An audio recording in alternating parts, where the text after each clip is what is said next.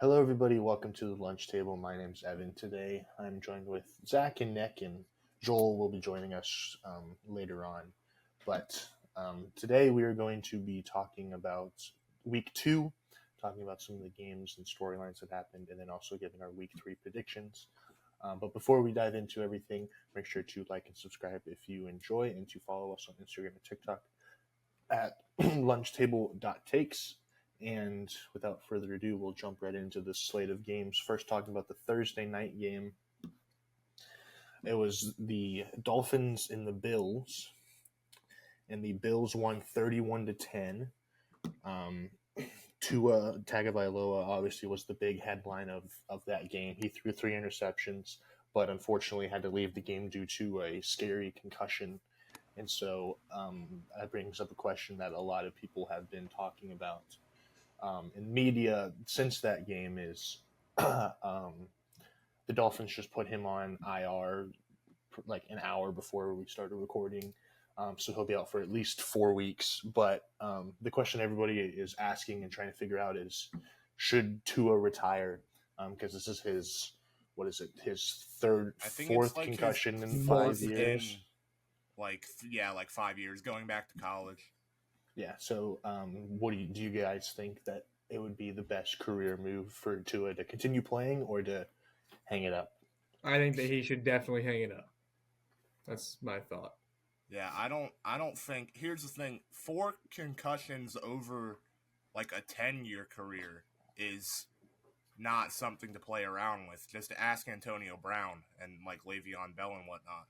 But 4 concussions over 5 years and like 3 and not even 3 seasons is like brain turning to mush levels of bad.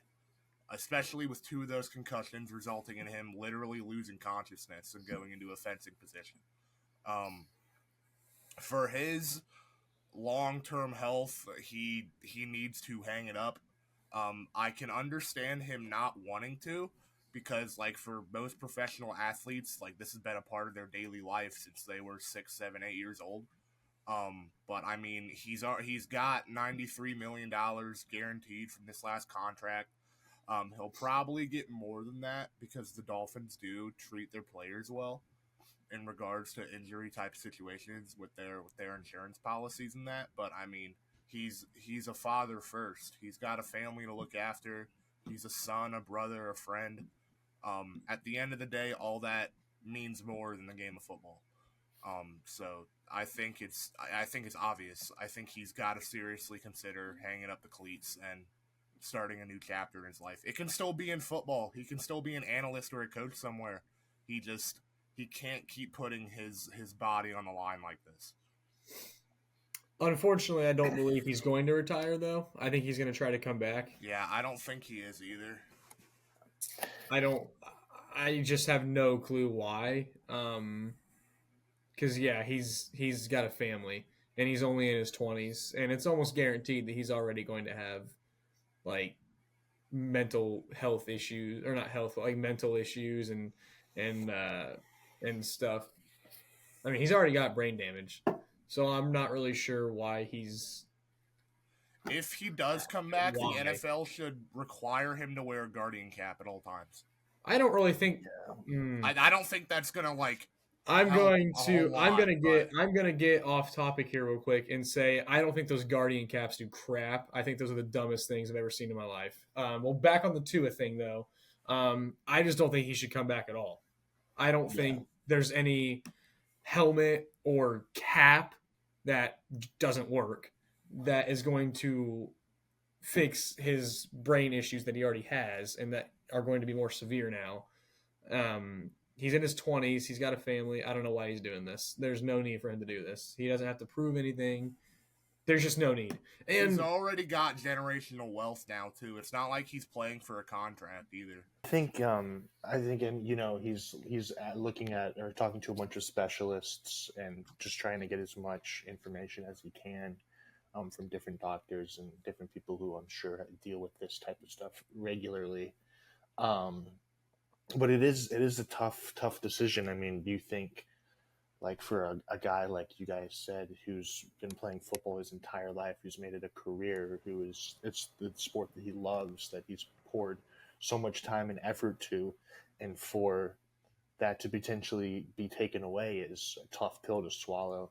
And I feel for him, as long as a doctor says like there's always going to be a risk, but you can still play, that he'll still play. But I do believe if a doctor says like for your health and safety, like you cannot play football anymore, then he would probably hang it up. But I mean, it's such a tough situation. Like you can't really put yourself in that person's in like his shoes really, because I mean it's not like we've ever like had anything happen like that. But like I mean, me and Zach played high school football. Like if we were in our like senior year and or junior year and something happened and we weren't able to play football again, like that would be a hard choice to make, and that would just be really tough. And so I feel for him. Obviously, he's a great person. Everybody says that he's just such a light in the locker room and such a just good person to be around. He's a great father, great husband. But you just have to think long term with this type of stuff. I mean, it's obviously such a difficult decision, but like you guys said, he has a family that he has to care for, and we've seen a lot of instances of the issues that head injuries and CTE can bring, um, and it's sad, and you just have to. I think it's wise for him to just get as much information as he possibly can, and just continue to talk with his family and try to figure out what the best course of action is for him and for his family. But in my personal opinion, I think it would be wise for him to just hang it up.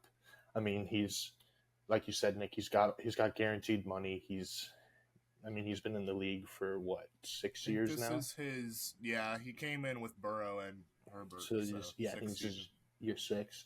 So I mean, obviously, it sucks. You're in your prime. You're only 26, and having to potentially walk away from the game is such a terrible thing to happen. And obviously, it hurts you. It hurts the team, and it's just nothing that anybody wants to see. But the severity of it, I think, like we've never before, seen this before. Yeah, like before he had when he heard it, had that concussion against the Bengals. Like we all were saying, he should be done because that was really bad. And then for it to happen again is even scarier because every time you get hit in the head, the odds of you getting a concussion grows.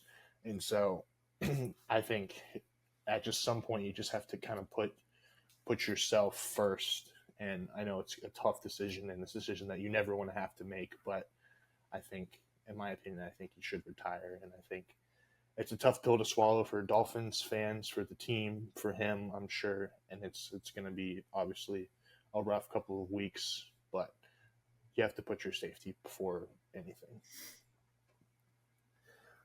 So with that being said, if obviously the Dolphins placed him on IR, and we don't know if he's going to return at all this season, but how do you think that affects the Dolphins for the rest of this season? How do you think they'll fare without him? Right now, they have Skylar Thompson as their starting quarterback. They just signed Tyler Huntley onto their practice squad. So, but obviously, Tua not being there is a huge hole at that quarterback position. How do you feel that the Dolphins will fare without him? I mean, I don't know. I don't know.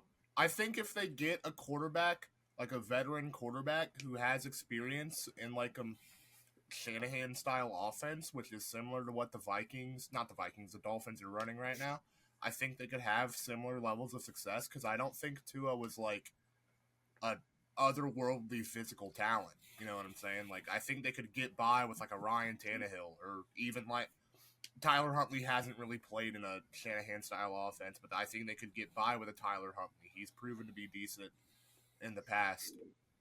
They just need a guy who has been in this type of situation before that cannot like take the train off the tracks and just completely derail the season. I think if they stick with Skylar Thompson though, they're cooked. I think they got to get someone else other than Skylar Thompson for sure. Yeah, I don't think this fares well for them at all. I don't know if I really see him as a playoff team anymore. Yeah, I mean, the level of play at quarterback is going to take a significant downturn, really, no matter who they get. So Skylar Thompson, they're going to end up being, I would imagine, pretty bad with him.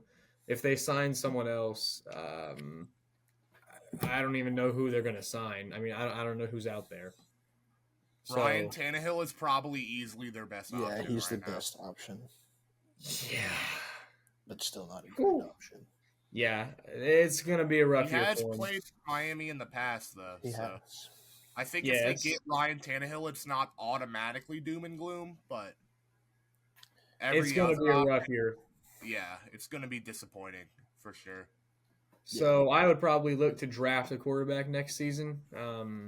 They're probably going to – I would figure they would have a high enough draft pick to get a pretty good one because I think this totally derails the season, to be honest with you. I think they're going to be a completely different team. I don't think that they're going to be as good of a team without him. I think that it could derail Tyreek, Jalen Waddle. This completely changes the entire Dolphins team, I think. Yeah, I would agree. I mean, they're 1-1 right now, but the team is still talented outside of Tua. Like you said, you have A-Chain, Tyreek, Jalen Waddle, guys like that. But you have to have somebody to get them the ball. Yeah. And what Tua did well was kind of pushing the ball downfield. And we saw once Skylar Thompson got in, yes, he's the backup, and he doesn't really have a lot of reps with these guys. But the efficiency of the offense obviously took a dip, and the targets and catches for Tyreek and Waddle dropped significantly. Yeah. So I think Skylar Thompson, he has played a couple times because obviously, like we said, Tua's been hurt.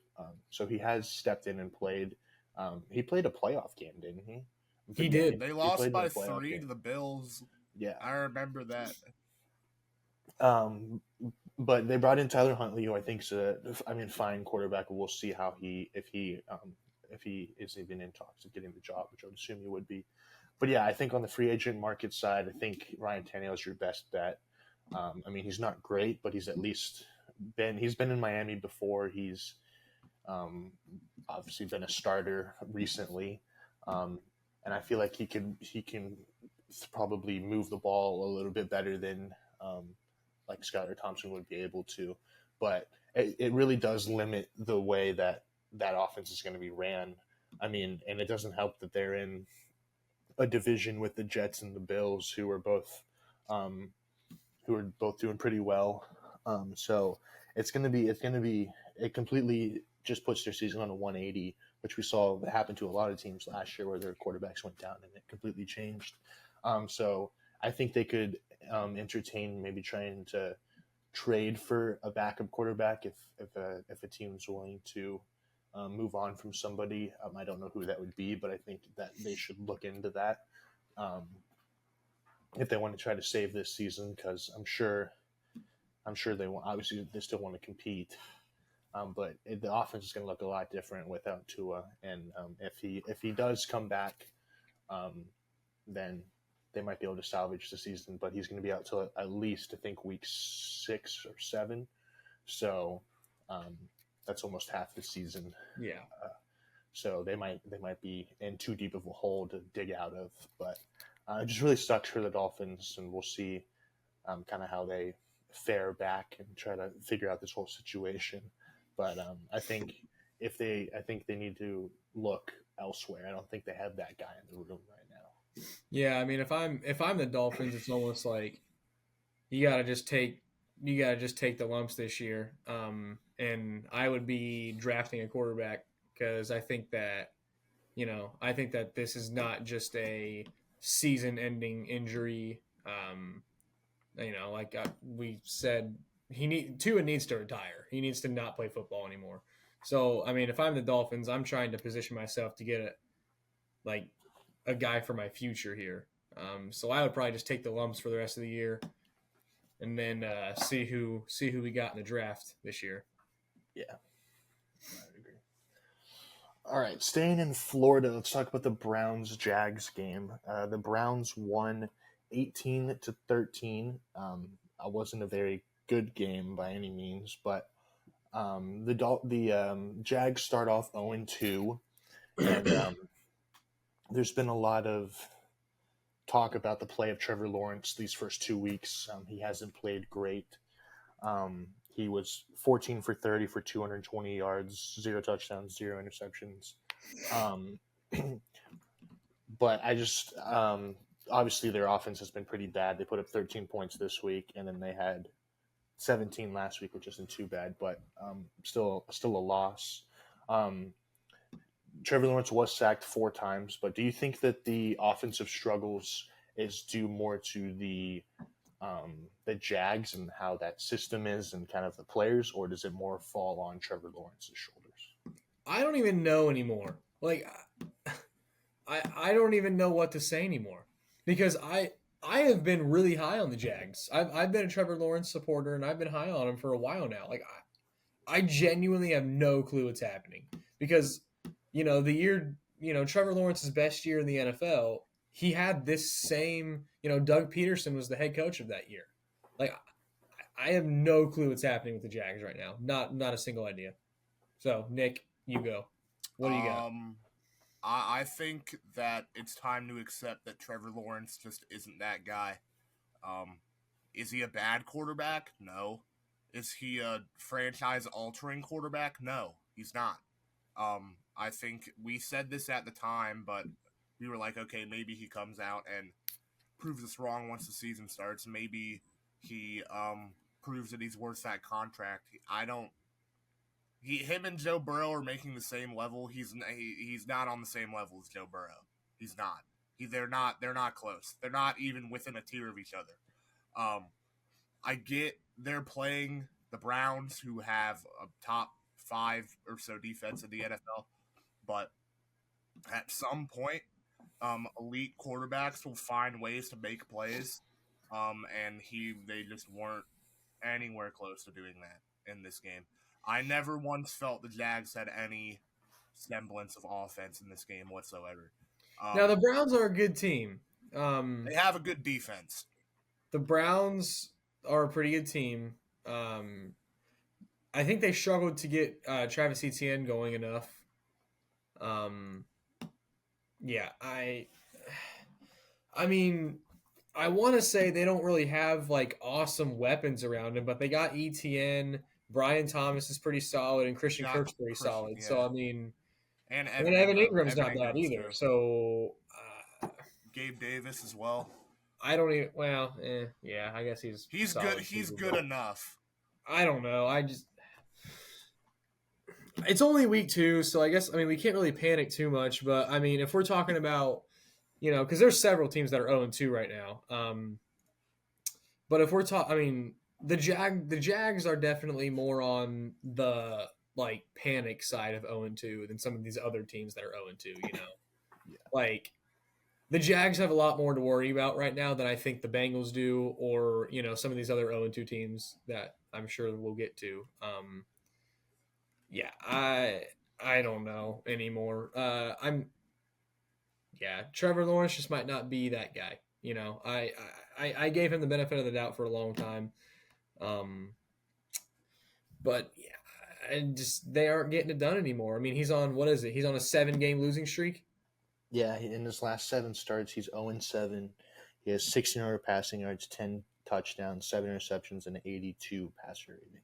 Yeah, that's the definition of average. The heck that is.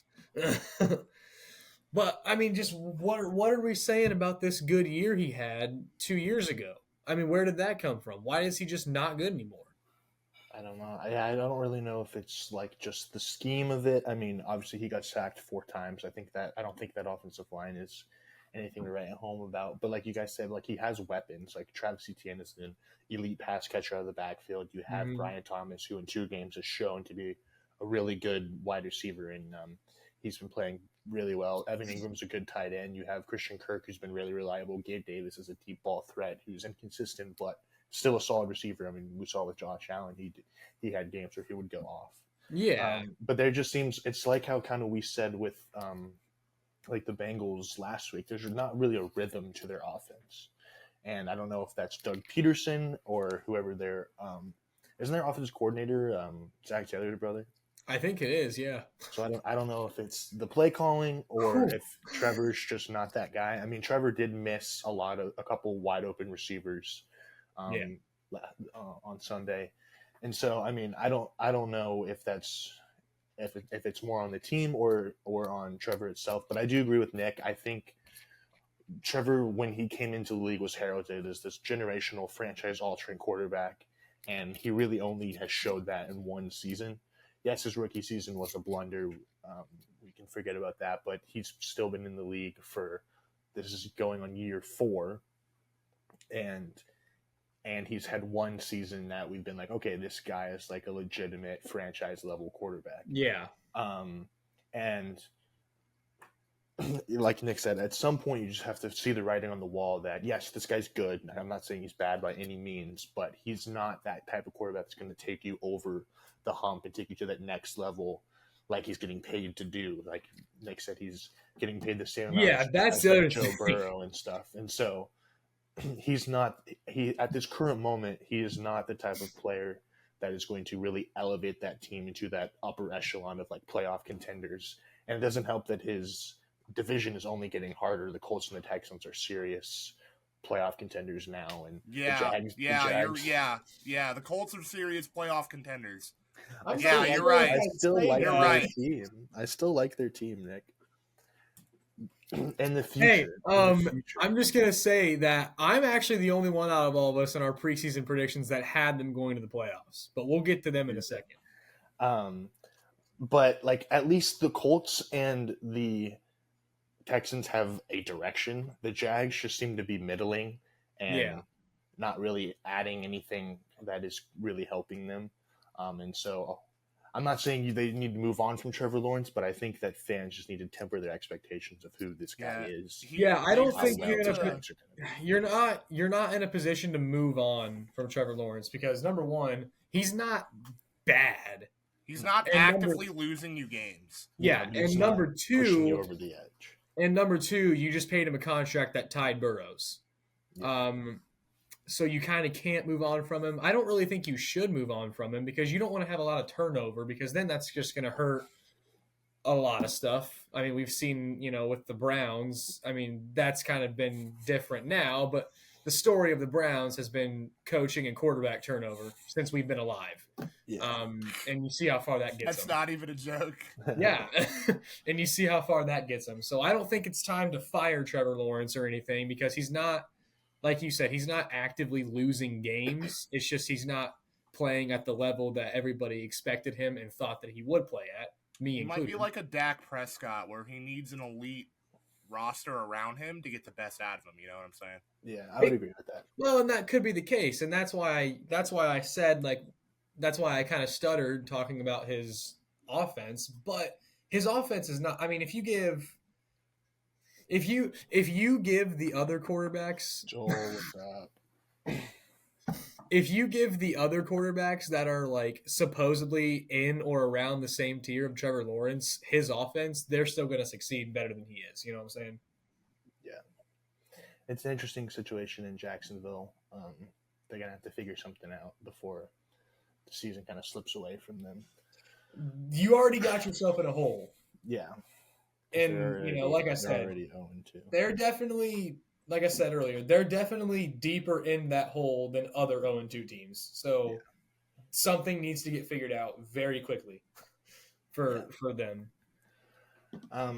Another was this can I jump in real quick? Yeah, go ahead. This was the Jaguars-Browns game, correct? Yeah. One thing I'm going to emphasize, Zach and I were watching this game together with our cousin Ethan. And the big point that I remember was Tank Bigsby getting absolutely obliterated.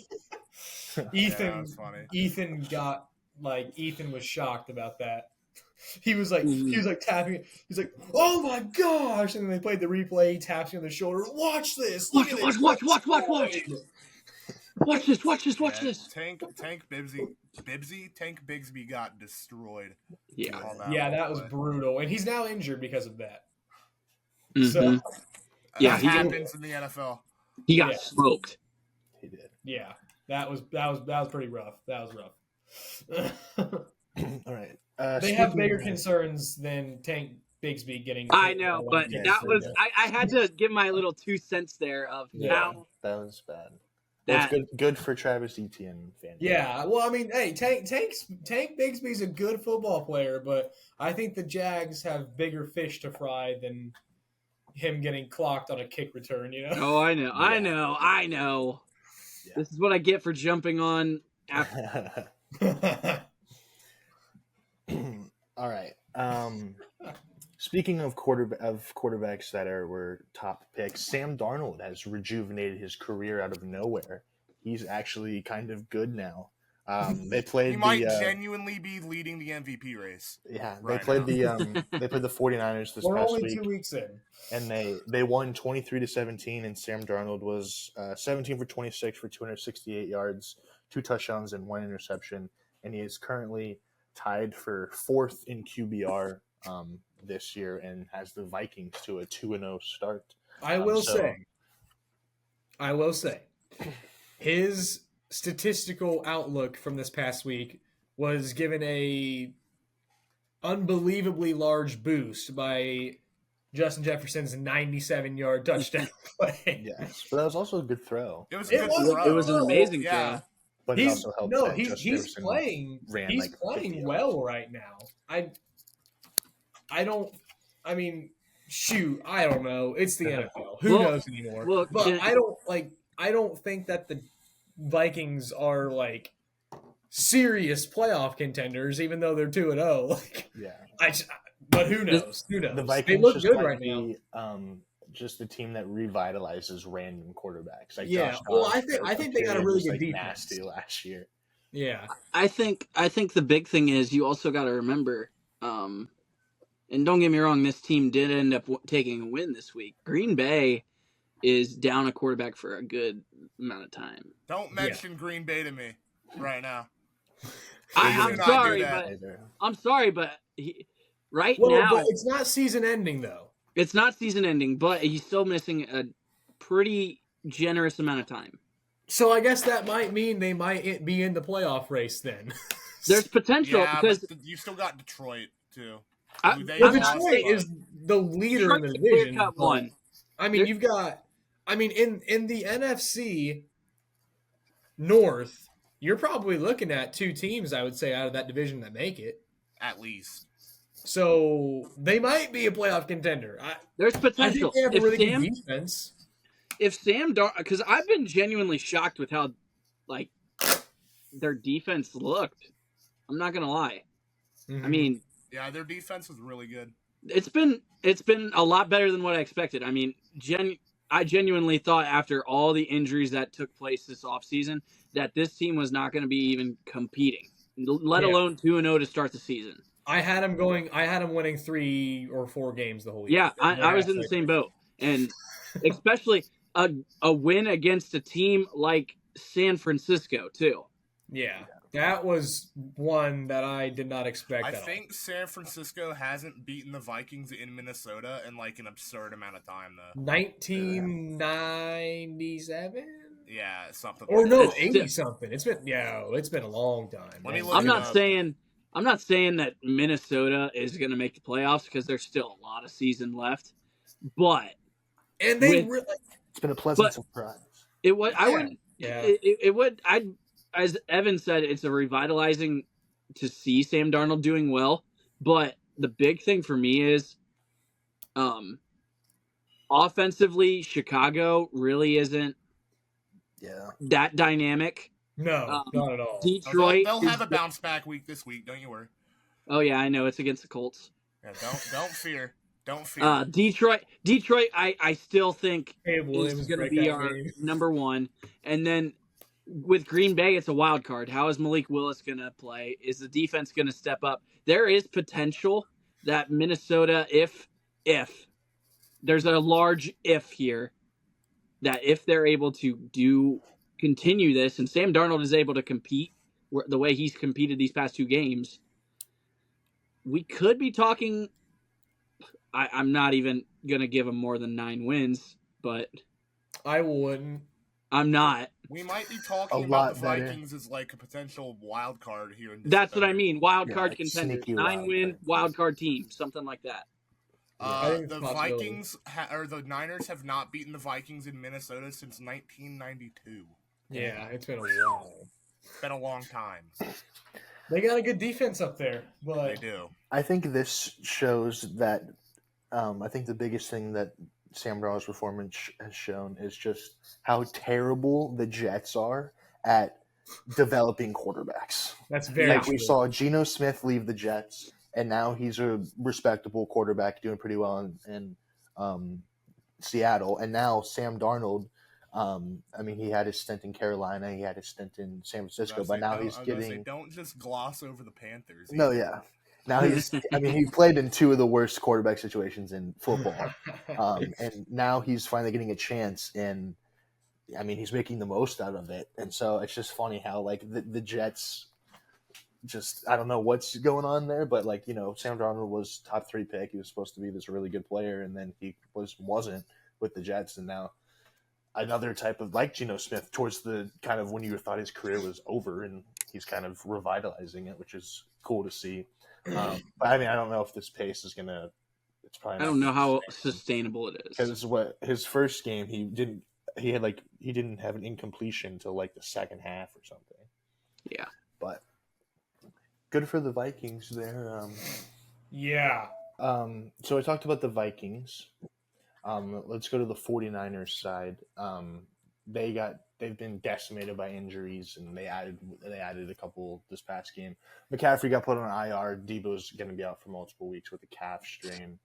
How do you think the 49ers are going to do without 2 of their key offensive players?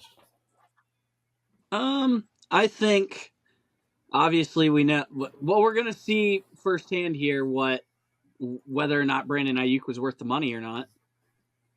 That's also true. He's got to step up. There's no ifs, ands, or buts about it. Jordan Mason has filled in for Christian McCaffrey with 2 games of over 100 yards rushing. Yeah, I'm not too worried about that. Rushing side of the ball, I'm not worried about it at all. Receiving wise, you got to have guys like Brandon Ayuk step up and be what you expected Brandon Ayuk to be. Juwan Jennings is going to be a guy that has to step up. That's who I was gonna mention. Because I mean, we saw glimpses of what Juwan Jennings can do in the Super Bowl. Juwan Jennings literally threw for a touchdown and scored a touchdown. He's a dynamic weapon that they can use. Kittle is still healthy, correct? I know he left on a cart, but he came back. Okay, and I mean, Kittle's still a hefty part of the offense. I think they're going to be okay. But you're just going to have some of those other guys it's step up time. Yeah, Brandon Ayuk's got to be the dude. Their next 4 games are the Rams, Patriots, Cardinals, and Seahawks. I think if they go at worst 2-2 in those 4 games, they'll be fine. Mm-hmm. And honestly, I still think they're a better team than all 4 of those teams. I think they could still win all 4 of those games. But defensively, they're fine. Yeah. They just have to hope that Debo's calf isn't lingering throughout the season, and then we still don't know if McCaffrey's even going to play this year. So, we don't really have a lot of information on that. Yeah, so they got to hope that they both can get as healthy as quickly as possible. Fingers crossed. Yeah, I'd love to wear my CMC jersey at some point this year. Let's talk about a team that has been the most surprising team in my opinion, and that's the New Orleans Saints. They beat the Cowboys 44-19 and are currently averaging 45.5 points per game. And Derek Carr looks unbelievable. And are the Saints legitimate playoff contenders? Here's what I think they are. About that. I'm not sure how sustainable this is. Derek Carr is averaging 22.5 yards per completion. That is absurd. Okay? That's not sustainable in any way, shape, or form. 22.5 yards per completion, no way. However, Clint Kubiak has unlocked the full potential of every single player in this New Orleans offense. It has been crazy to see. And last week, I was like, okay, it's the Panthers. Like, how good are they really gonna be? They put their throat on them. They put their foot on the throat of America's team for 60 minutes. It was throttled down. It was impressive time to see. Yeah. They're not really a young team, so I'm not sure like how much better they can get. But they are a lot better than I think they would be, and I think that everyone thought they would be going into this year for sure. I think they could be playoff contenders because I mean, even if they don't win a average NFC South, like 9 or 10 wins, which I think this team could get if they keep playing like this, they'd be in wild card contention for sure. So yeah, I'd say that they should be considered playoff contenders until proven otherwise. I mean, and I think, is it maybe just that year 2 of being in the offense with Derek Carr, getting that year under his belt where he we've talked about it last year. He was just not good. Year 2 coming out, and it has just been unbelievable. The impact that like guys like Rashid Shaheed and Chris Olave. I mean, Chris Olave is a guy that, I mean, even I considered potentially, like, if he blows up this year, potentially be in a top 10 conversation. He's not even the guy that's really doing. Yeah. He's not even doing that much. It's Shaheed. It's Kamara, which you come to expect from Kamara, even though his yards per rush and everything wasn't very high last year. Like, I don't know what happened, if it's the year 2, but it seems like also Derek Carr's confidence is through the roof. Yeah. And that is contagious for that entire offense, and the defense is playing well. And I mean, when you can limit Dak Prescott and the Cowboys to 19, that's impressive. I've been really impressed with their defense. I mean, their secondary has been really good. Paulson Adebo had a good interception. Obviously, Tyrann Mathieu still really good. Kool-Aid McKinstry's been pretty good too. But it also helps when Alvin Kamara has 115 rushing yards and 4 touchdowns. That helps a lot as well. But I mean, we highly underestimated the Saints, and we'll see if this is sustainable. But they came out and made a statement these first 2 games, and it's something that I didn't expect. No, I didn't either. All right. It was good stuff. It was cool to see. It was. All right, Nick, we're going to talk about your Colts. Nick, the floor is yours. Yeah. Do you want to start, or do you want me to kind of? I don't even. There's nothing to say, dude. I listen. If there is one thing I am pretty good at, it's determining whether the Colts are going to be a good team or a bad team this year. They're cooked. They're cooked. I'm already waving the white flag 2 weeks into the year. I'm being so serious. There's no cohesion. There's no effort. There's no cohesive play design. There's nothing. There's no defense. There's no passion. There's no aggression. There's no mindset. That's it. It is I feel like the Chelsea guy right now. Rest in peace to that guy. But I feel like him right now. 474 rushing yards through 2 games is inexcusable. Completely inexcusable. Okay? And then you combine the fact that receivers are not running full speed on a whole lot of plays. Michael Pittman Jr., A.D. Mitchell, Ashton Doolin. I'm talking to you. The fact that the corners are letting receivers run wide open constantly. You let Malik Willis go 12 of 14 and a touchdown. Before this game, he had 0 touchdowns and 3 picks with a 48.3 QBR. Anthony Richardson's a de facto rookie. He's going to have games where he's like garbage. That's okay. 1 touchdown, 3 picks. Terrible performance from him. To be expected. Not only that, our best corner is now out for the year. DeForest Buckner just got put on IR. So he's missing 4 games now. We don't have a defense. There's no cohesion offensively. The schedule is not easy. I don't know when they're going to win a game. Truthfully, I don't know. I'm looking at their schedule. I don't know when they're going to pick up a win. To be 100% honest with you, Gus Bradley needs to be fired. Chris Ballard needs to be fired. Shane Steichen can stay. He's okay, although he didn't have a great performance this week. Let me see. 8 dropped passes by the receivers. You made Malik Willis look like a Pro Bowler. I can't emphasize that enough. You made Malik Willis look like a Pro Bowler. Do you know how hard that is to do?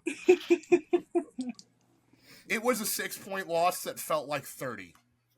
And all my optimism for this season is just completely down the drain. That's all I have to say about this team. Yeah.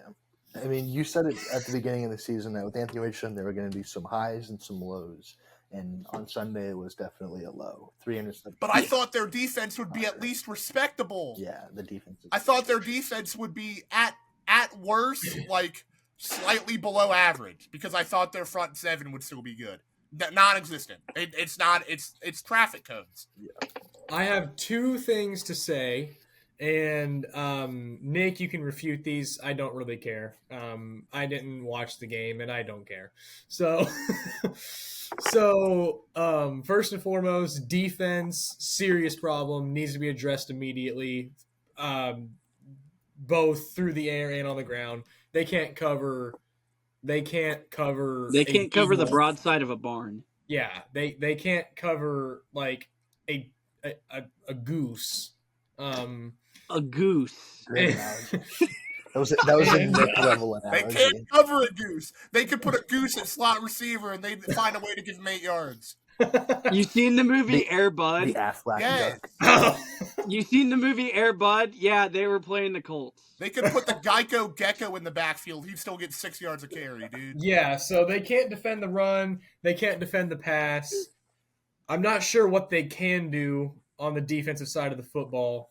And if we turn the tables to the offensive side of the football, I texted Evan and Lucas in our group chat because I didn't want to send Nick off a cliff or get into a huge argument or anything during the game. But Anthony Richardson, what in the world is going on? Like, Okay. he looked god awful Yeah, he was in the terrible. preseason game that we watched him. He didn't look phenomenal in week 1, and he was terrible yesterday or 2 days ago now. Yeah, What's going on here? I will say this about Anthony Richardson. There were about 6 or 7 passes that were dropped. He got absolutely zero help by his receivers the entire game. But he did not play good. He was terrible. He didn't play well, no. He did not. I fully agree. He did not play well. But that's to be expected. You saw how Josh Allen was his rookie year. He's not a rookie. He's a de facto He's rookie. essentially a rookie. He played I think 3 his games. first 6 starts are identical to Josh Allen's first 6 starts, something like that. Yeah. Very close. I don't know. He's still the youngest starting quarterback in the league too, which is insane to me. Yeah, I don't know. Those are just the 2 things that I said. Like, Anthony Richardson, what the crap, and then the defense is a serious problem. Yeah. Also, shout out Malik Willis, Liberty legend, for getting the dub. I don't think he's not great, but the Colts made him look pretty decent. And also, and now we're playing Caleb Williams and an elite Bears defense this week. I think it's crazy that Josh Jacobs gonna be a rough got 32 carries. Well, they brought They Marshawn couldn't Lloyd. stop him. I know, They but brought 32 Marshawn carries Lloyd is back. insane. They brought Marshawn Lloyd back. Marshawn Lloyd got hurt. Yeah, And then they had, who was it, Emmanuel Wilson? yeah. Emmanuel Got Wilson. 5 yards a carry, dude. Yeah, there was 261 rushing yards allowed by the Colts that game. I was. We were That's worse than the sitting Bengals. at. We were sitting at. Zach, where did we go out to eat on Sunday? Chumps. Chumps. We went to Chumps, and all of a sudden, look at Snapchat group chat, and Nick is on fire. The 3rd string running back is averaging 6 yards a carry. And I said, well, if you can't defend the run and you can't defend the pass, what can you do? It was genuinely like watching that first quarter was genuinely like watching Ohio State play like Rutgers.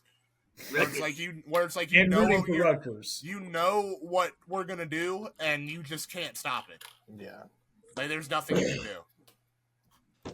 Yeah. And I thought when we started this podcast, I thought you were gonna yell and scream and throw a temper tantrum because I said the Colts aren't a playoff team this year. No, they're not. They're not a playoff team. Yeah, they don't look great. I would be shocked if they win more than 5 games right now. To be totally honest with you, That's brutal. Interesting. look at their schedule. Tell me where the 5 wins are going to come from. I would love to do that, but I can't. Yeah, I'm not gonna look. Because I'm using my phone. And you know what? I probably I'll have a trust clearer you on picture this on my one. phone than I do on my laptop. So I should not pick up the Colts defense in fantasy. No, go ahead and do that and get negative 10 points. You have them.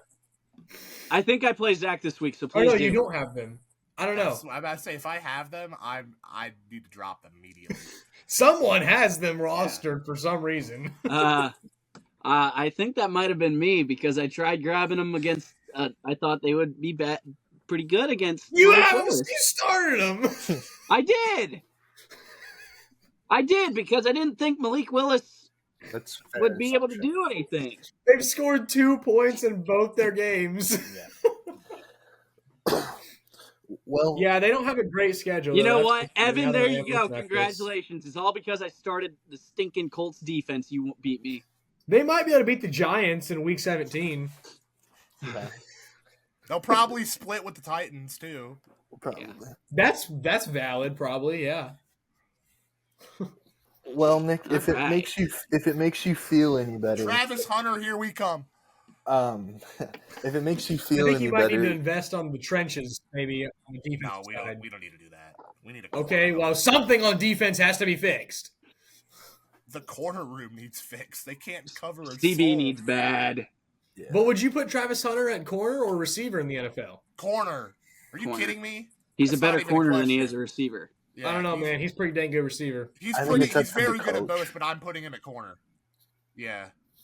And who knows? They could use him certain plays on offense yet too. Yeah. They might, because I think he's a really good receiver.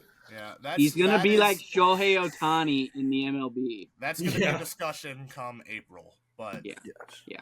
Well, Nick, just to be happy that you are not a Panthers fan. They have not won a game, they have not led a game in 272 days, and they just benched.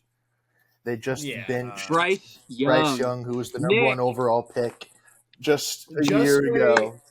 And Just wait until September 29th, because I guarantee you they're going to have a lead in that game at some point for God knows why.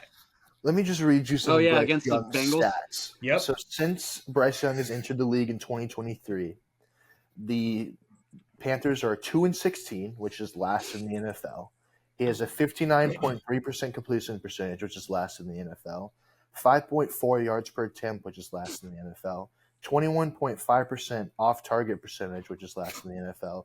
And a total QBR of 31.9, which is 29th in the NFL. And this is of 30 quarterbacks with a minimum of 10 starts.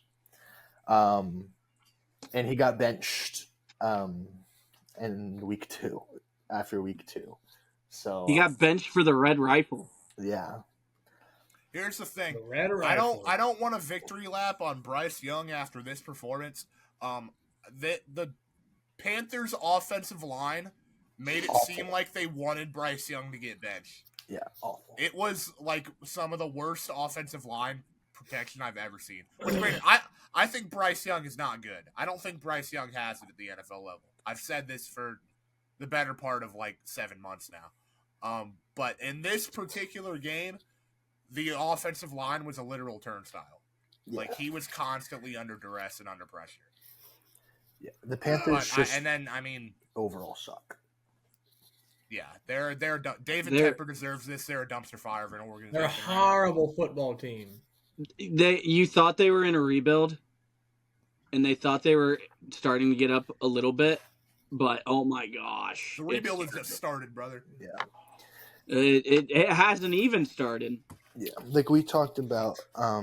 Obviously, everyone says that. I mean, Bryce Young doesn't have any weapons or anything, which he really doesn't. But it's like we said at some point. At some point, you have to be able to make plays. And there's throws that he's made these first two games that you're just like, why? A, why are you throwing that? And B, why is that so inaccurate? And it's just like we're seeing like watching him from Alabama to now is night and day. And that's not totally on Bryce Young's fault. I think the Panthers have mishandled his development and they haven't put anything around him. But it also like it comes to a point when you have to do something with what you have. I mean, there's a little bit to that team, but and I mean, he just has zero confidence right now. He was playing with no confidence, and he just looks shaken, looks just bad. And so I think it was probably the right move for them to bench him and try to see what Andy Dalton can do and try to win a few games because they're threatening to win 1 to 2 games. Yeah, even 0. So, they're on 0-17 watch until further notice. Yeah, so like they're very bad, and I mean I don't know if you just deem Bryce Young a bust after a year and 2 games, but it's not looking like a great start for him, and the Panthers are in a deep, deep, deep hole that's going to take them a while. Well, we said that about Zach Wilson, so I said that. Zach Wilson never climbed out of that hole. Yeah. No, but I'm saying after a year or so of games, we said Zach Wilson was a bust. Yeah. Yeah.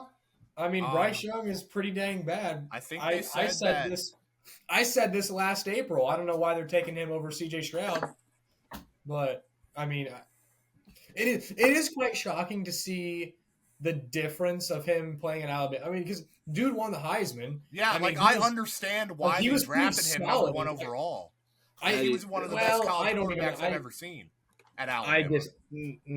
At Alabama. He won the Heisman, and he had a good college career for sure. I still didn't think he was better than C.J. Stroud coming out of college, but no, he said the best Alabama quarterback he's seen, not the best quarterback. Yeah, better than.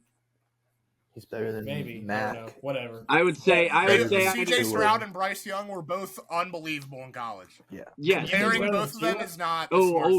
I forgot about Tua. Jalen Hurts in college. We also have currently Jalen Milrow. Yeah, he was. He was better than Jalen. Yeah. He's better than Jalen Milrow? No, he was better than Jalen Hurts. Better than Jalen Hurts in college, for sure. I don't know. Tua, I think you could make an argument. He literally won the Heisman. I don't know what. Just because he didn't win a national title doesn't mean he was. Well, let's be honest with ourselves. The only reason C.J. Stroud didn't win the Heisman is because they lost to Michigan. Yes. So I mean, you got to throw that in there too. But anyways, that's a college football discussion, I suppose. But yeah, he was playing at a high level in college, and now he's just like the worst quarterback in the NFL outside of Jones and Watson. So I'm not really sure. I still believe the Panthers have nothing. They have a 34-year-old out of his prime, Adam Thielen, Xavier Legette, and that's it. They have Kilometer Sanders. Deontay Johnson, but he's been terrible. Yeah, Deontay Johnson's done nothing. Trust me, I know. So, I'm not really. The Panthers are a dumpster fire. I think the Panthers might be the worst franchise in all of sports right now. To be honest with you, that's not a crazy take. Nope. I think they need to.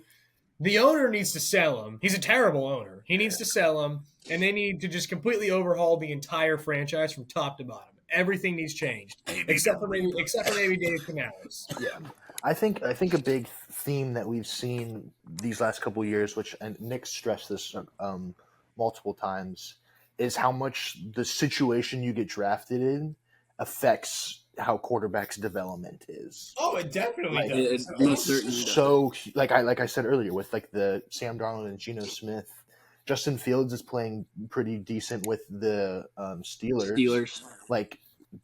Going into a bad situation completely can tank your development, and it's just crazy to see how. I mean, like you Certain said, you take a places. guy who was a Heisman Trophy winner and was a very good college quarterback, and now he's might not even have a job after year 2. It's crazy. He is the third worst quarterback in the NFL now. Maybe second. No, third.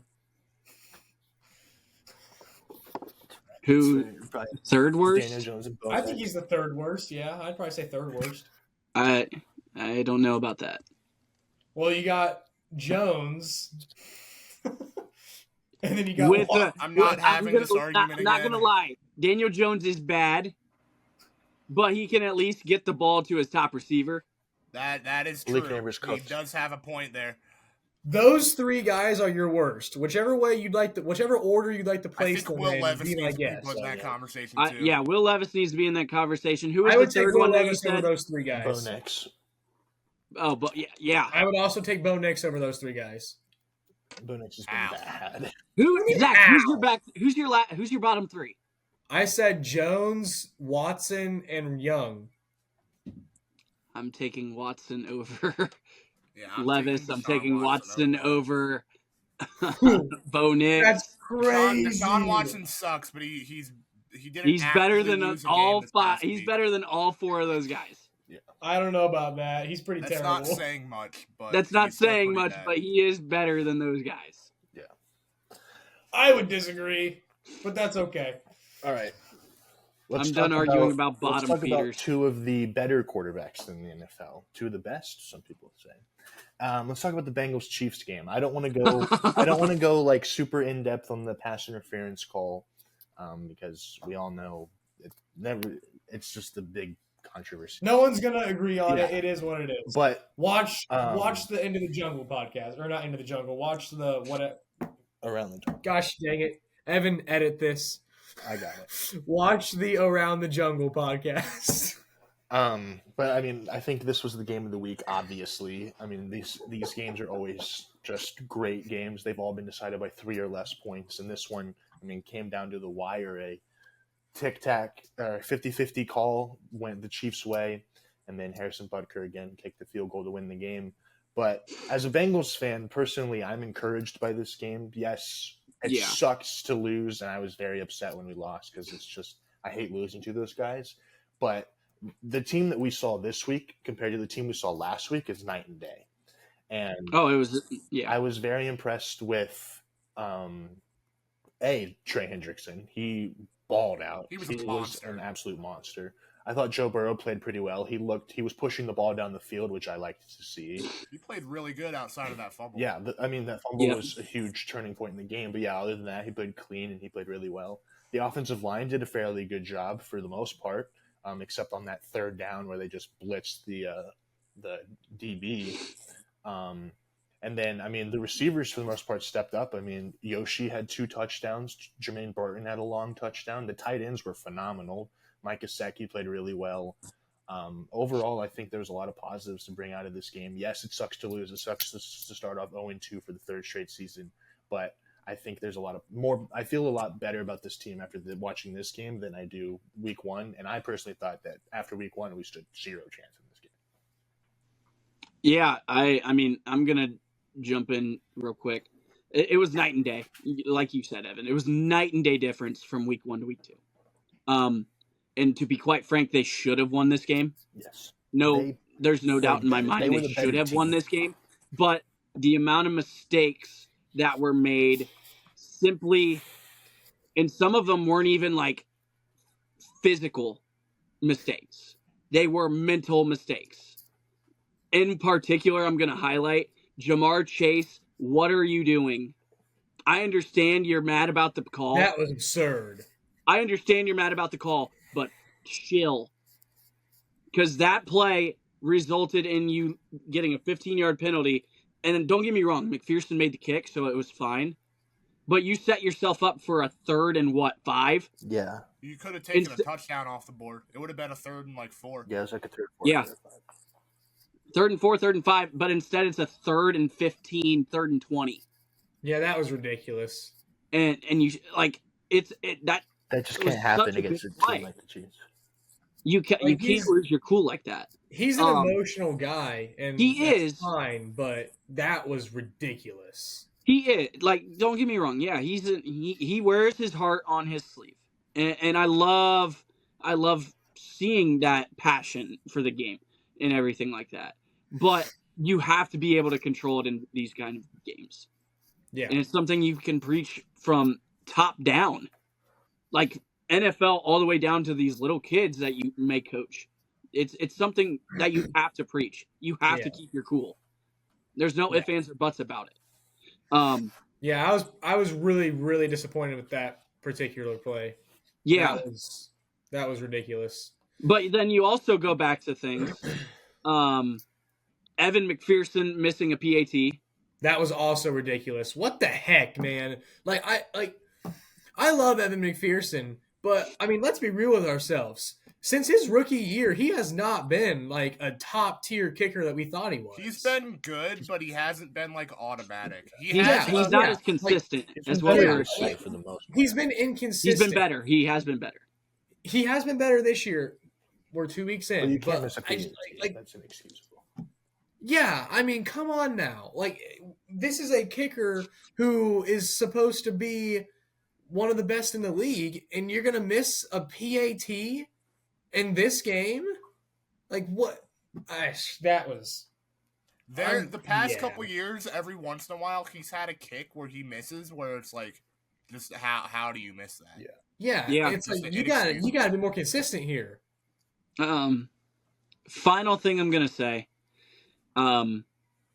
It's a consistent thing over the past couple of years. You dig yourself a hole going 0-2, and now you got to build your way out. Luckily, with the schedule that they have, I feel like it's possible, and I feel confident. I still feel confident. If you're playing the Chiefs the way you did in this game, I'm feeling pretty confident that you can make your way back into the playoffs. Yeah, if they played how they did, as long as injuries don't derail it. Yeah, if they played the way that they did against the Chiefs, against the Patriots, they win by 3 scores. Oh, easy, no doubt about it. There's no ifs, ands, or buts about that. No, but they didn't, and they looked lazy, to be quite frank. And you guys know my stance on the call. I don't even think we need to talk about this call, to be full and honest with you. I'm not gonna go into it. I've talked with other people, and I've spoken my piece on it. We know your piece on it.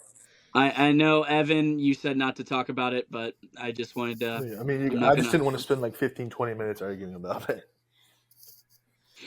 Yeah, no, I mean... we're past it now. I know we're past it, but... But it's still a massive part of the game, for sure. I know that, but... My biggest thing, well, I'll give a thought, and then I'll give a thought on that. My biggest thing is just how much the Bengals play to the level of their competition. Yeah. Serious issue. Pittsburgh syndrome. Serious issue. When we play a terrible team, we look like the worst team in the NFL. When we play the best team in the NFL, we look like dang near the best team in the NFL. Because I'm going to be honest with you, Chiefs shouldn't have won that game. No, the Bengals should have won that game. Best team on the day. So, like, it's just that is an issue that needs to be fixed now. I'm tired of this 0-2 crap. Tired of having to dig ourselves out of a hole here. I mean, Burrow has to go on an MVP level tear now. It's just it's ridiculous. But anyways, the pass interference call. My only comment on this call, I'm tired of NFL officials taking the game out of the hands of the players. That's all I'm going to say. Nick, what was your perspective on this game? With the way the 425 slate panned out, I pretty much watched this game from start to finish. I think it is safe to say that the Bengals are the Chiefs' greatest challengers now, because every team, Houston's going to get a fair shot at them later on this year, but every single AFC contender that we've seen so far has had their shot, and the only team that I have felt like at any point has had a real chance to topple Kansas City has been Cincinnati, and they showed it again in this game. I honestly think that they were looking ahead to this game, to be truthfully honest with you. Like, I think they were spending practice last week preparing for this game instead of preparing for the Patriots. And the Patriots took advantage of that. Which I don't think you should do. Well, obviously you shouldn't do that at the NFL level. You shouldn't do that at any level, but especially in the NFL level. Patrick Mahomes did not play well, objectively. 151, 2 touchdowns, 2 picks is not a good game from him. I think that's his lowest passing yards in a game that he started and finished in his entire career. So whatever the Bengals are doing to slow him down is working. And they need to keep doing that. Shout out Cam Taylor-Britt for talking a bunch and then actually backing it up this week with that interception and shutting down Xavier Worthy. That was very impressive to see. I saw that live. And here's the thing. Although we can sing the Bengals' praise for this game, the fact of the matter is they're 0-2 again. And Monday night has now become a must-win against Washington. But looking at their schedule, they've got Washington this week. They've got the Panthers next week. They've got the Ravens at home in week 5, which might end up being a massive swing game in terms of the trajectory of both those teams' seasons. And then they've got the Giants in week 6. So they very easily could be at worst 3-3 before they get into the meat of their schedule. But I thought they played very well despite the loss. But very well doesn't beat teams like Kansas City. You have to play perfect, and the Bengals didn't play perfect. So there are things to build off of in this game, but overall, I thought the Bengals played really good. But the Chiefs are the Chiefs, and you got to play perfect to beat a team like Kansas City. Yeah. Obviously, you got the Bengals are 0-2, the Ravens are 0-2, the Colts are 0-2, and the Rams are 0-2. Which one of those 4 teams are you guys most concerned about being 0-2? Wait, who can you re-say the names? Bengals, Ravens, Colts, and Rams. All 4 of them I'm started their of those 4 being 0-2. My biggest the concern most is the concerned Colts. I'm about. I'm going to be brutally honest. I was going to talk about this a little bit more when we got to them, and I think it's the Rams. I'm the most concerned about the Rams. I don't think they're able to overcome this. Because, they're decimated. Injuries killed them. I think it's the Rams, too, because you have Cooper Kupp is going to be out for a while. Did he get placed on IR yet? Not yet. Puka's on IR. You're down 3 starting offensive linemen already. And you just got whacked by the Cardinals. Like, absolutely destroyed. Well, now the Cardinals aren't bad. Yeah, but yeah, it was would they score 3 points? Yeah, it doesn't matter how good it doesn't matter how good the Cardinals are. 41-10 against a division rival is inexcusable. Yeah, so I think that's a big thing. I mean, the Colts obviously, yes, they're not well, but I guess the Rams like. I think they could. I think it's cause for concern in a different way, because I think with the Rams it's cause for concern because oh crap, our whole team's injured. With the Colts, it's cause for concern of what the heck is this team? Yeah. We don't have a defense, you know what I'm saying? Yeah. But the defense has been wrecked with injury too, but it was bad beforehand. It was bad prior to, and I think even with us, we kind of put that into where we had them ranked early on in the season. Before we even started. I had them going to the playoffs. Yeah, we all had the Colts as a potential playoff team. I will say I am the most concerned about the Rams, though, because the Colts' offensive line has still been pretty good, and Jonathan Taylor, for the most part, has still been pretty good. All else fails, they have a direction offensively. Just give the ball to Jonathan Taylor. Although he didn't play in the fourth quarter after having 135 yards on 14 touches. Forgot to mention that. Boneheaded move by Shane Steichen, but I digress. But yeah, no, I would agree with that, Nick. I don't think the Rams, don't get me wrong, Stafford's going to figure out something because it's Matthew Stafford. And Matthew Stafford's an elite level quarterback. But the run game hasn't looked good. The pass protection's not very good. You're down to your number 3, 4, and 5 wide receiver. Yeah. I think it's the Rams, and there's zero doubt in my mind. Yeah, I would agree. Just a heads up, I have 9%. Okay. And I don't know where my charger's at. So we're finishing this real soon. I'm gonna do my best. Well, on the Cardinals side of things, obviously you said they won 41-10. Kyler Murray looked like MVP Kyler Murray. He looked all the way back. Marvin Harrison Jr. looked like the prospect that he was hyped up to be. Looks like Marvin Harrison Jr., dude. Yeah, that's all I need to say. That offense looks good. Looks really good. It's fantastic. Like James Conner, too. Like Trey McBride too is a monster as well. It's unreal. This offense, I'm gonna just say it's an elite level offense. Not to the extent of like obviously a Kansas City or a Cincinnati or like a Houston or something. Or a Houston, yeah. But if you're talking like a top 8 offense, I think that's very valid for them. Fair. Top 7, top 8 offense in the league, easy. Didn't Kyler Murray have a perfect passer rating in this game? I think he only had 4 incompletions. Yeah. Jeez. Yeah, Kyler Murray. Yeah, and all 4 of them were to Marv. Yeah. Yeah, his 4 incompletions were to Marv. Mm-hmm. 2 of them were like touchdown. I think 2 or 3 of them were attempts for another touchdown too. The Kyler Murray looked like the Kyler Murray that we saw when he was in MVP conversations, which is good to see. He did. Oh yeah. He looked like this was a dominant performance by the Arizona Cardinals. And the defense. The defense was not completely awful. No. I know. They're pretty good in this one. Yeah. They looked good. Looked better than what we expected. Yeah. Yeah, if their defense can just be serviceable, they could easily win like 10 games. Yeah. For sure. Well, if the Rams are going to be out, then they could definitely, I mean, they might probably not going to push the 49ers, but maybe make a case for the division. Wild card. I don't think they'll push the Niners, but they could be a wild card team. Yeah, definitely. With the Rams out of the picture. Yeah. But Puka's not out for the year, right? No, he's out 6 to 8 weeks, though. Yeah, it's a majority of the season. So, the Rams just might be in too deep of a hole to get themselves back out. They might be. This could be like a couple years ago when they had Stafford go down, Kupp go down. Yeah.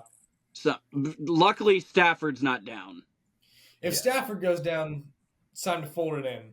Yeah. If Stafford goes down, it's like tank. At that point. It's like tank for a top pick. Yeah. If they can even get one. I don't even know anymore because they traded them all. They have them now. Yeah, they have them back. They have them now? Yeah. That's good. That's been like – they had a first-round pick this past year. Yeah, they picked Jared Verse. Oh, that's right. Yeah, they did. Let's move to the Sunday night game. The Texans. I was going to say, you don't need to talk about Steelers Broncos. No, nobody cares about that game. The Texans won 19-13. Caleb Williams again was disappointing. He was 23 for 37 for 174, no touchdowns, 2 picks.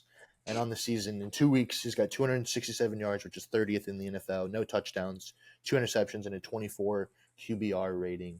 What's our panic meter for Caleb Williams? Yeah, I don't think it's very high. His offensive line in this game was just as bad as Bryce Young's was. They were terrible. They were non-existent. He was under constant duress. He got sacked 7 times.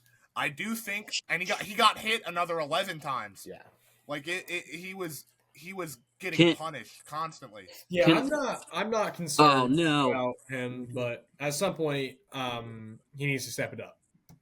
Sorry, didn't mean to interrupt. I saw Evan reconnecting. I'm like, oh no. No, you're good. I'm looking at my. Can I say this though? Yeah. I think Caleb Williams looked better. I think he's made progress already. He looked so much better from this week to compared to week 1. Like, I just think he needs to learn that this isn't college, and he can't. I would agree with that. Escape the pocket and throw a 30-yard pass on the run to double coverage. Like, it's going to be picked off every time. But even like during that first half, some of the passes he was making in that first quarter, especially, it's like, okay, you can see that he listened to the coaches and adjusted. But later in the game, I feel like as though he was trying. I think he has moments where he's like, I need to be the hero. Yeah. He definitely does. But I will say this about that game in general: the first half was amazing. Second half, the most boring thing ever. Agreed. I almost fell asleep during the second half. I almost didn't want to watch it. Oh, I did. I did fall asleep during the second half of the game. Yeah, it was bad. I think I might have nodded off too. The Bears' defense, though, is legit. Legit. Their defense is very, very good. Yeah. And if Caleb Williams doesn't get it quite together, their defense will keep them in games. You can tell they've addressed it. Yes. Yes, it was an Caleb issue. Williams, They've addressed it. But Caleb Williams needs to pick his crap up still. Yeah. But he's also in his second start in the it's NFL. also his second start in the NFL. Give him time. Yeah, that's why I said my panic meter's not very high, but he needs to be better. Yeah, he's your fantasy quarterback. Pick it up. Luckily, he's on my bench, but yes. I lost fantasy this week in my other league by 1 point because Joe Mixon got hurt. Brutal. That's tragic. Hey, Joel, me and you are the only two teams that are 0-2 in the league now. Hey! So guess who gets the first waiver claim? No, I do. Okay, we're going to have to talk here. I'm still first. I checked. Zach, who are you going to add? I'm not sure. Who are you thinking I should? I don't know. Don't tell We're him. not getting into this right now. We're not getting into this. All right, last game of the I need week. I was going to say, I need to hurry. I'm at 5%. Falcons, Eagles. Falcons with a fourth quarter comeback to win 22-21. Just a blunder by the Eagles. This is an insane game by the Falcons, though. I don't know. Kirk Cousins' game-winning drive was amazing. Like, that was insane. I drove don't down know the field with like a minute left. I don't know a more embarrassing way to lose a game than what the Eagles just pulled. Yeah. Dude. Because they had that game they had it in their hands. And then Saquon dropped it. Yes. Dude. The Saquon Barkley dropped the game. Kirk Cousins is him. I'm telling you.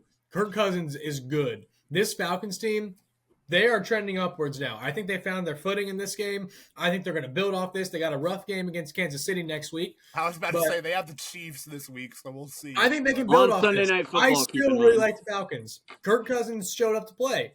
You know, then he even said in the postgame, I still got a lot I need to work on. I wasn't that sharp. I'm not 100% yet. But, man, that game-winning drive, that was impressive. That was surgical. That was very That was impressive. The Falcons looked very good. Kirk won me my fantasy week.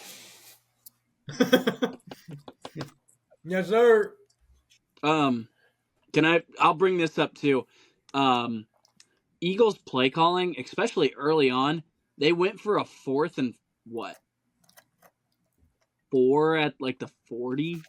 I think so. And then they settle later. I'm like, Yeah, it was an interesting game by Nick Sirianni. Yeah, that play call on 3rd and 3 at the end of the game too. I'm not gonna dog on it because I understand what they were trying to do. Well, I mean, if it was like a 3rd and 1, I would. But yeah, I'm gonna be honest with you. Saquon catches it, they win the game. I'm gonna be honest with you. I don't think that call at the end of the game was a bad call. I personally would have still ran the football, but I can understand why they threw it there. If it was me, if I was making the call, I would have leaned towards running the ball. But you can't dog on it. The call made sense. He was wide open. Yeah, I mean, it was there. Yeah. So, I mean, I don't think you can dog on the play calling in that instance. I mean, I think that was a totally fine call. You know, if it was me, I'd have probably just ran the tush push because that's the most automatic play in the NFL. But they haven't been able to run it. They converted it 3 times last night. Oh, I must not have missed it. Week 1 they couldn't do it. No, yeah, they well, it worked last night. I don't know. My bad. I'm not dogging on the play call there. I think that was a fine call, honestly. My bad. I'm sorry. I fell asleep. I mean, by calling that play, you're putting the game in the hands of your best player outside of Jalen Hurts. I don't think that's a mistake. Yeah. All right, let's get into some predictions before Joel's phone dies. 3%. Nick, you were the winner. You are the winner of the week. You went 9-7 this week. Who did? I'm Who won not week counting one? that as a win. Nick. Who won week 1? Week 1 was me. I only missed like 4 games. Dude, I thought I had a good week this week because I picked the. yeah. I was the only one who picked the Lions to So lose. Nick went 9-7, Joel and Zach went 8-8, and I went 7-9. Of course, Yeah, Yeah, I'm you're not close. counting that as a win, So dude. the totals are in 2 weeks. Me and Nick are both tied at 20-12. Zach's at 19-13, and Joel's at 18-14. Okay, I'm close. So we're I got all a one- game. I got a game in there. 1 week lead. We're all a game in there. Okay. But let's head into Thursday night. Patriots at Jets. This one should be. Give me the Jets. What do we got here? I'm making my predictions right now. Patriots. Jets. Patriots and Jets. Give me the Jets on this one. Yeah, I'm taking the Jets as well. I will be picking the Jets. The as Patriots well. are not like a god awful team, but the Jets are a lot better. Ooh, I ran into a tough one already. I don't know, dude. We'll get there in a second, though. All right, Chargers at Steelers. Ooh. Battle of defense. You know- This is going to be a low scoring game. I think that I am unfortunately going to have to take the Steelers in this one. You know what? But- I'm gonna take You're the one. Chargers. I think they figured something out with that offensive line and J.K. Dobbins running the ball. I think Jim Harbaugh's figured it out. I'll take the Chargers on the road to start 3-0, which is wild. Evan? I'm going to go Chargers as well. I like their run game. They've been running the ball really well. I think this game genuinely could be a game where it's 95% field goals. Yeah. But because the Steelers. That's Steeler football, baby. Yeah, so. Should I just pick against the Steelers in every single game because I despise them so much? No, that won't go No. well for you. No. I'm going Chargers also. Texans. All right, I guess I'll be different. Texans at Vikings. I think the Sam Darnold honeymoon phase ends here. I think the Texans are one of the best teams in the NFL, and they've proven I don't know it if for I 2 would say weeks. that it. Oh, my bad. So, I don't know if I would say that it ends, but I think it takes a pause with the Texans here. I'm going to go Texans too. Yeah, the Texans are they've shown to be one of the more elite teams this year. For sure. Eagles at Saints. Ooh. Eagles and This Saints. is actually a This tough was the game. tough one I was talking about. Yeah. I want to take the Saints here. I think I Good. am going to take the Saints here. Is it at the truthfully Saints? Yeah, it's in New Yeah, Orleans. it's You know what? Give me the Saints. I don't trust that Eagles pass defense, man. They got surgically diced up on that 2-minute drive by Kirk Cousins. I think New Orleans has figured something out. I think Alvin Kamara will be able to run the ball. I'll take New Orleans in this game. Give me them too. Evan? I'll go New Orleans as well. The Eagles are going to be without A.J. Brown again, it looks like. So the Saints, I mean, they've been hot on offense, and like Nick said, that secondary for the Eagles has left me unimpressed. And so I think the Saints are going to get a big home win here. Start off 3-0. Well, it looks like the Eagles are winning because I'm picking Saints. All right, Broncos, Bucks. This is Bucks. Tampa Bay. Yeah, This is Tampa Tampa Bay. Bay all the way. Tampa Bay. Tampa. Pretty easy. Packers at Titans. Malik Willis revenge game. Oh, gosh. I took the Titans in this one. I don't know. I'm going to take Green Bay in this game. I trust Matt LaFleur more than Brian Callahan. Well, no. You know what? Hold on. I think I'm going to take the I'm Packers. going because I like Packers. their defense. I'm going Packers. I'm going to go Packers as well. We'll see if Will Levis can make it 3 straight games with a boneheaded interception. Yeah, Hmm. you're I right. think I like the Packers Malik Willis defense. revenge So. game. He's going to want to win this game. So, Zach, which one are you? Packers or Packers. Okay. Because I like their defense. Titans are winning now? Giants at Browns. This is the Browns win. Yeah, this is a Giants and Browns. Browns. That one's pretty straightforward. And I'm going to just say this. The Browns are winning this one because the Giants suck. Yeah, the Yeah. Giants are awful. Giants are pretty Hey, bad. they threw the ball to Malik Neighbors, though, which was good. Dude, he had a game. Did you see how many targets he had? Lots. 19. Yeah, Jeez. Yeah, if Daniel Jones could stay upright, Malik Neighbors Hey, Malik Waivers. Malik Neighbors is going to get targeted a ton. He Yeah. just has to stay upright. Yeah. Bears at Colts. Oh gosh. Bears by 3 touchdowns. Give me the Bears. Yeah, I'm gonna go the Bears. Caleb Williams is gonna. Do you want to know something funny? get The back on Colts his- are actually get back on favored in track. this game right now. Are they? They're favored by 2 points. Yeah, they I'm are. gonna be different. Give me the Colts. There you go. Here's another bad The game. Bears. Panthers at Raiders. Oh The gosh. Raiders. The Raiders beat the Ravens. They did beat the so, Ravens. the Raiders might be better than we think they are. Shout out Gardner. And the Minshew. Panthers are We'll see how Andy Dalton does. I don't have with the words. They're Panthers. abysmal. We'll see how Andy Dalton does with the Panthers. Raiders. Raiders. Raiders. Dolphins at Seahawks. Seahawks. The Seattle Seagulls, baby. Uh-oh. Taking their ice cream. Seahawks. My phone's about to die. Yeah, I'm gonna go Seattle in this game. Yeah, I'm going Seattle too. No Tua. I think it's gonna be hard for that Miami offense to kind of get going. Ravens at Cowboys. I think I'm gonna go with Baltimore in this game. I think- will also be taking the Ravens as I much think as I they want to have take to the get a Cowboys. win here. Yeah, this is a must-win Exactly. game for them. I'm going Cowboys. Cowboys. I'm going Ravens. I as hope well. it's the boys. The Ravens for them to do anything, they cannot start 0-3. Lions at Cardinals. That's an interesting one. I think I'm taking the Lions to get a bounce back here. Upset of the week. Give me the Cardinals. I was very impressed with them on Sunday. Fair. I'm going to go Cardinals as well. They had an offensive explosion last week, and I think that they've finally arrived. Well, on crap. offense. So The Lions have a really weak defensive back room. Shoot. No, you maybe I can't. should No, take we the let you Cardinals. change No, it one their- time. We're not letting their you change it defensive again. back room's improved. It's improved. Yeah, whatever. I think we lost. Lions it I is. think we They get a lost bounce Joel. back. Yeah, we Yeah, we lost did Joel. lose Joel, unfortunately. I think the Lions need a bounce We'll back put here Joel's anyway. picks, So. the rest of his picks in later. 49ers at Rams. Niners. Yeah, Rams I'm are gonna banged up. take the Niners Yeah, here. battle of two very injured teams, but the 49ers are better. Yeah. Chiefs at Falcons. Chiefs. I think this game will actually be closer than people I think think it this is is. going to be a good game. But I am going to take Well, Kansas the City Chiefs. in We this didn't game. mention this when we talked about the Bengals, but the Chiefs did lose Isaiah Pacheco, so he's going to be out for Yeah, We did not mention that. That is true. He's out for 6 a weeks. long time. So they have a hole at running back. I think I'm going to have to take the.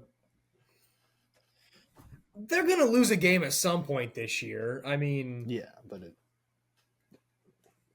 I don't know. The Falcons are. I think I like the Falcons, but Pick the Falcons.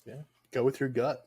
I'm picking the Chiefs. Well, my in gut this said game. the Chiefs, but my heart says the Falcons. So I'm just going to take the Chiefs in this one. All right, Monday night, Commanders at Bengals. Another must-win game. Bengals gotta get a win here, man. The Bengals have to win Bengals here. have to win this game. They played really well last week. If they can replicate that again, I think they'll win. Is T. Higgins going to play this week or no? Who knows? I do To not be know. honest with you. I do not know. It shouldn't really matter, but Yeah, Well, we said that against the Patriots. yeah. Well, the Commanders don't have a defense, and the Patriots kind of do. yeah. So. That's true, but there is no game that can be overlooked. I'm That's- telling you, the Panthers game is going to be a close game too. It's the Bengals. Yeah. All right. Last game on Monday. 2 Monday night games, by the way. Last game on Monday. Jaguars Bills in Buffalo. Yeah, I'm going to probably have to take the Bills on this one, but the Jags need to climb out of this hole, but the Bills are a tough draw to do that. You know. Yeah. I think this game will be close, even though the Jags might not have Tank Bigsby or Evan Ingram in this one, but just because the Jags need a win. But I am going to take Buffalo in this game. We didn't really talk about the Bills, but I was very impressed with Buffalo. Yeah. Even with the we Tua underestimated situation. Buffalo. We definitely did. But- I'm going to take it's- Buffalo in this one. Yeah, the Jags drew a pretty tough Week 3 draw here after falling 0-2. Yeah. No, that's unfortunate. Yeah. I'm going Buffalo as well. They've been playing pretty well, and the Jags, they have a lot of question marks, and it's in Buffalo, so from going cold. Bills Mafia will be angry. Oh yeah. Well, that's going to wrap it up for this episode. Hope you guys enjoyed. If you did, make sure you like and subscribe, and we will see you guys next week. Peace.